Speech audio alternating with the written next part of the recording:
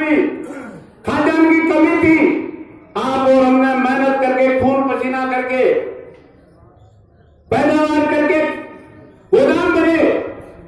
आज जितना ज्यादा पैदा किया उतना ही किसान को कर्जदार किया।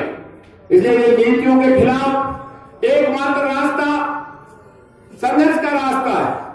अभी किसान का भाव उनको याद नहीं आ रहा, नौजवान की नौकरी याद नहीं आ रही, महंगाई याद नहीं आ रही, उनको भगवान राम जी याद आ रहे हैं। भारतीय जनता पार्टी और आरएसएस 25 तारीख को रामनवमी के दिन देश और प्रदेश की सरकार किसान की भाव की सुध लेने के लिए तैयार नहीं है। बेरोजगारों के लिए नौकरी निकलती है, परीक्षा शुरू होती है और परीक्षा रिजेक्ट होती है, नौकरी नहीं होती, केवल परीक्षा का अनाउंस होता है, परीक्षा शुरू होती है और कैंसिल होती है। न नौजवान की चिंता है, न किसान की चिंता है, भगवान और गाय की चिंता है। ये नकली गो भगत न गाय पालने वाले हैं, उनके जो गो भगत बड़े हुए हैं उनके घर में गाय तो छोड़िए, गाय के पूंछ का रूंगता भी नहीं है।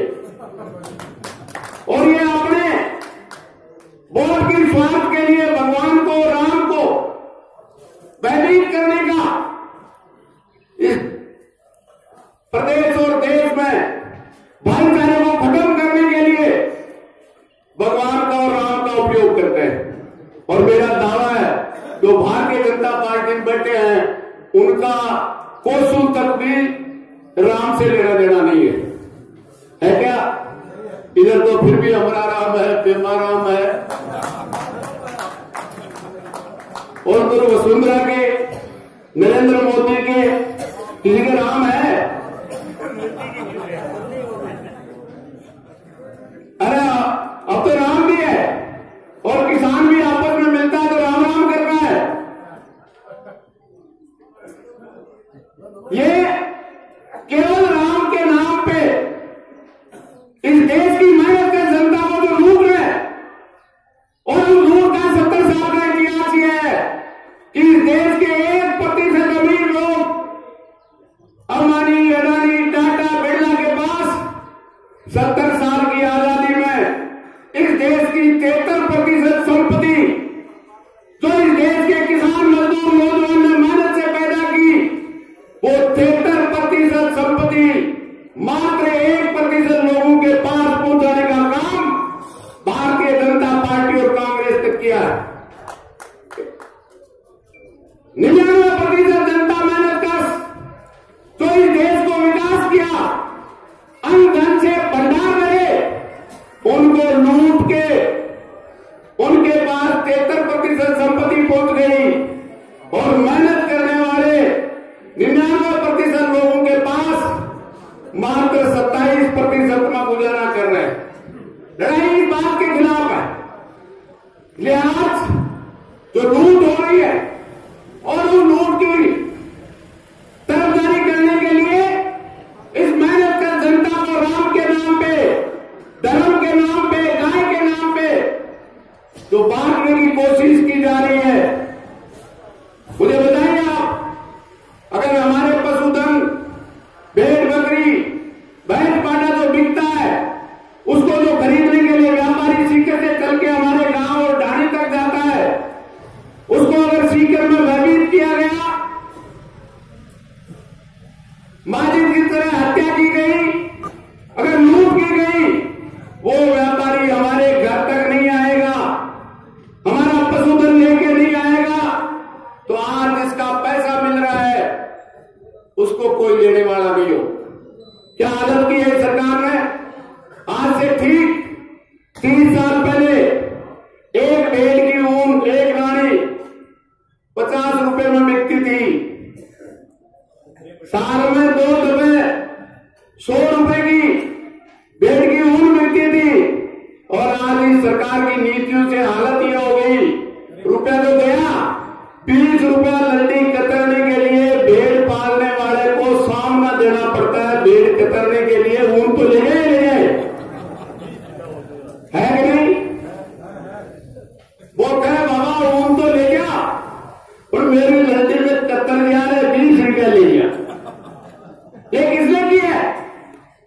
ऊन ऐसा नहीं है, विदेश से ऊन आती है, विदेश से दाल आती है। ये नरेंद्र मोदी विदेशों में जाके विदेशों के किसानों से सौदा करता है कि 1200 रुपए कुंटल में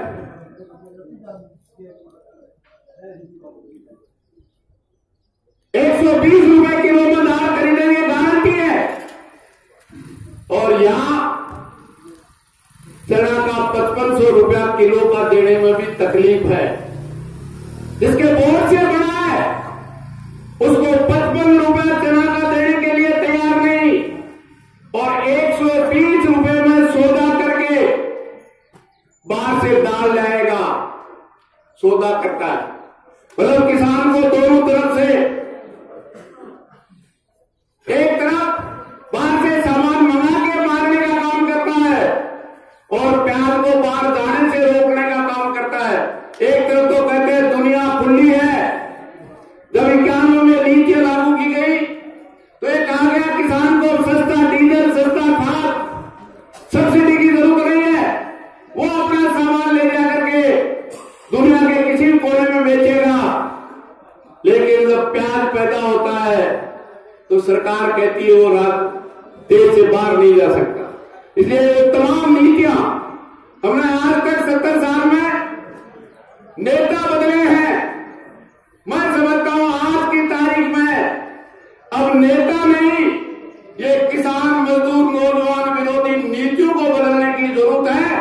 जो जनता के पक्ष की नीतियां हो, कंपनियों के विरोध की नीतियां हो, ठेकेदारों के विरोध की नीतियां हो, इन लूटने वालों के विरोध की नीतियां हो और मेहनत के पक्ष की नीतियां हो।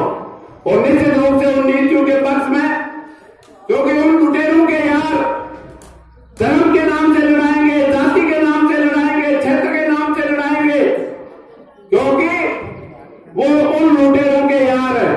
इसलिए मेरा तो आपसे यही निवेदन है, निश्चित रूप से सरकार से, प्रशासन से हमारा कहना है कि केवल ज्ञापन देने नहीं है। यहां का प्रशासन राजस्थान की सरकार से बात कर ले। अभी तो कटाई हो रही है, लेकिन प्याज के किसान को इस तरह से लूटने नहीं देंगे। चना, जो सरसों में जिस तरह की खरीद नीति घोषित की है 25 कुंटल की, उसको जब तक नहीं हटाएंगे निश्चित रूप से हम खेत में कटाई भी करेंगे और इस सरकार की कटाई करने का, प्रशासन की कटाई करने का काम भी करने का काम सीकर और राजस्थान का किसान करेगा।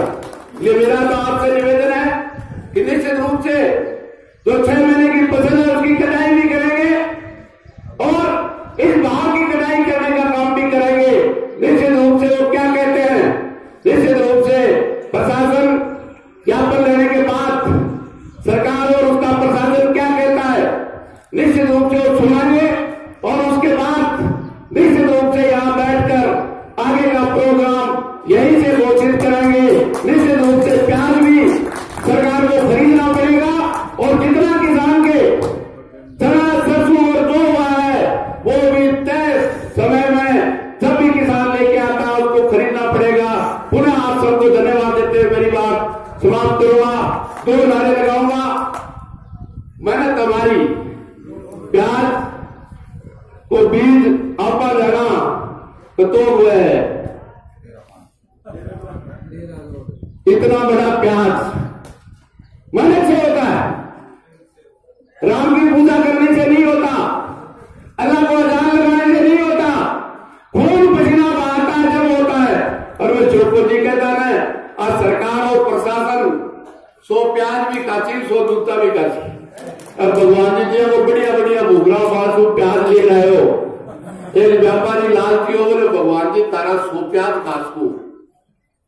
भगवान जी बोला भाई 100 प्याज खाले तो रुपये बोली हूं, लेकिन एक शर्त है।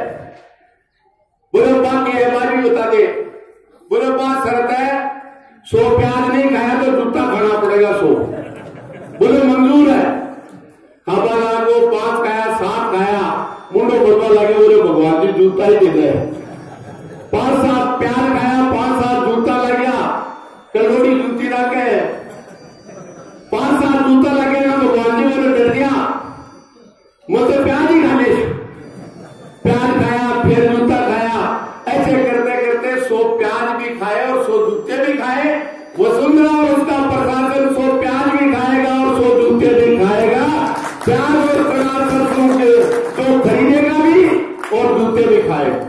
इसलिए मेरा तो आपसे निवेदन है, ये लातों के भूत बातों से नहीं मानते। और मैं कहना चाहता हूं राजस्थान की वसुंधरा को कि ये किसान सभा के नेताओं को वो जेल में भेज दे, लाठी चला दे, गोली चला दे, लेकिन किसान की हक और अधिकार की लड़ाई अखिल भारतीय किसान सभा लड़ेगी। गोली चलाएगी तो उसका मुकाबला भी ये किसान सभा और किसान सभा के कार्यकर्ता और नेता करेंगे। वो समझ के जेल में डाल के, गिरफ्तार करके, थाने में बंद करके राजस्थान के किसान की आवाज को हम दबा देंगे। भूल जाए वसुंधरा, ये लाल झंडा जब चलता है, जब रास्ते पे आता है तो रेलवे रुक जाती। अभी महाराष्ट्र के हजारों हजार किसान 180 किलोमीटर पैदल चलते हुए 30-35 डिग्री में, मेरी वो मां बहने, मैं गया 12 तारीख को, पूरा का पूरा पत्थर की पूरी खाल गायब, जिनके पैरों में 70 साल की आजादी के बाद अगर पैर में चप्पल नहीं है, इसके लिए जिम्मेदार भारतीय जनता पार्टी और कांग्रेस जिम्मेदार। इसलिए जो मेहनत करके पैदा करते हैं उसको लूटने का काम ये सरकार करवाती है। इसलिए हमारा नारा होगा, मेहनत हमारी, लूट तुम्हारी। नहीं चलनी चाहिए ना, तो सब आखिरी तक मुक्का बांध के, क्योंकि यहाँ जाना आखिरी को नाच रही है, जाना अगला को सत्यानाश।